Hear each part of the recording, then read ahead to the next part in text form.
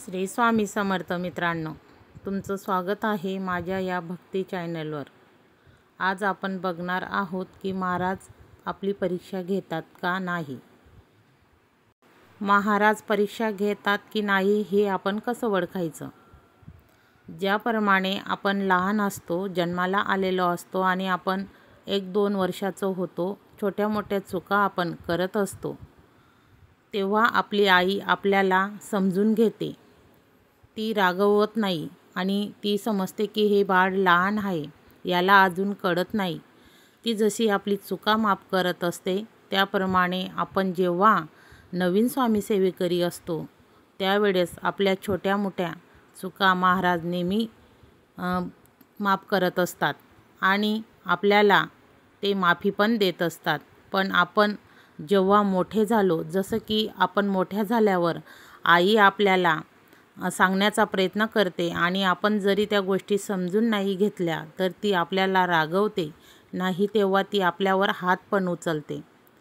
त्याप्रमाणे महाराजांची माया प्रेम आईसारखंच आहे, कारण की स्वामी ही आपली एक आईच आहे। म्हणून स्वामींना आई म्हटलं गेलं आहे। आईचा दर्जा, आईसारख्या गोष्टी घडून येतात म्हणून स्वामींना आईचा दर्जा देण्यात आला आहे आणि म्हणूनच स्वामी आपली स्वामी आई आहे।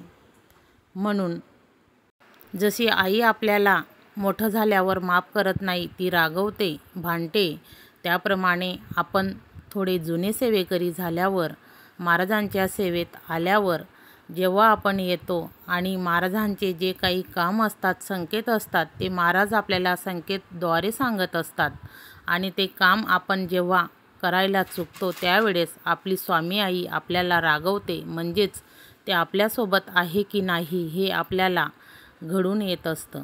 तर मग ते कसं ओळखायचं। ज्यावेळेस आपण नवीन असतो, त्यावेळेस एकदा हाक दिली की आपले थांबलेले कामं लगेच होत असतात आणि जेव्हा आपण जुने सेवेकरी झालो, तर आपले जे थांबलेले कामं असतात, आपण महाराजांची सेवा करतो, आपण महाराजांची अर्चना करतो, केंद्रात जातो, मंदिरात जातो, स्वामी चरित्र पारायण करतो किंवा कितीतरी माळी आपण करत असतो, त्यावेळेस आपल्याला असं वाटतं की माझी स्वामी माझ्यासोबत आहेत की नाही। त्यावेळेस आपल्या मनामध्ये हा प्रश्न नक्कीच निर्माण होतो, पण तसं काहीही नसतं। आपली स्वामी आई आपल्यासोबतच असते आणि ते आपल्याला संकेत देत असतात की मी तुझ्यासोबत आहे। आपण सहज म्हणून जातो की मी एवढे पारायण केले तरी पण माझं हे काम होत नाही। नाही, तसं नसतं। आपण कुठंतरी चुकत असतो आणि स्वामी आपल्याला बघत असतात। ते म्हणत असतात की तू प्रयत्न कर, प्रयत्नांना तुला यश नक्की येईल, मी तुझ्याच सोबत आहे।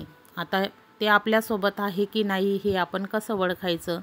ज्यावेळेस आपण केंद्रात जातो, मंदिरात जातो, आपलं मन तिथं तरीही रमत नाही किंवा आपल्याला काहीतरी वेगळंच वाटत असतं, आपलं मन लागत नाही, त्यावेळेस स्वामी आपली परीक्षा घेत असतात।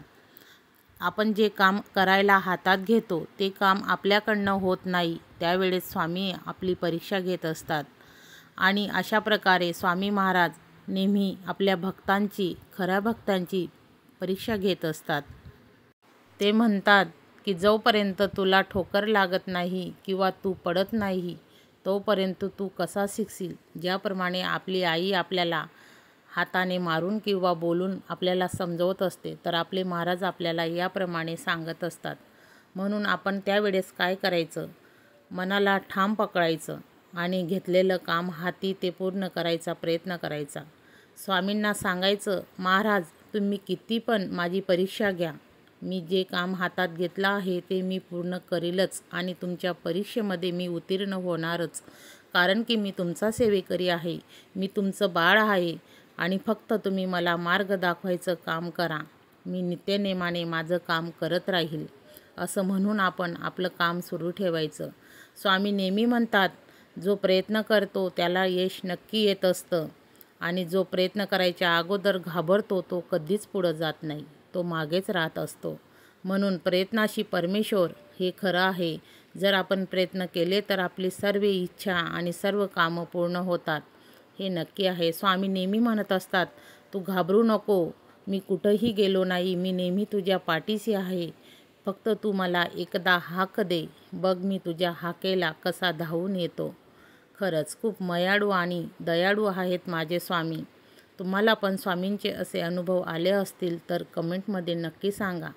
कारण की खऱ्या स्वामी सेवेकरीला नक्कीच असे अनुभव येत असतात. त्यांच्या जीवनामध्ये खूप वेगवेगळे चमत्कार घडत असतात आणि ही आपली मायाळू माऊली नेहमी भक्तांच्या सोबतीलाच असते. म्हणून भक्तांनो, घाबरू नका. स्वामी सेवेकरी असाल तर स्वामी मार्ग सोडू नका. श्री स्वामी समर्थ. जय जय स्वामी समर्थ.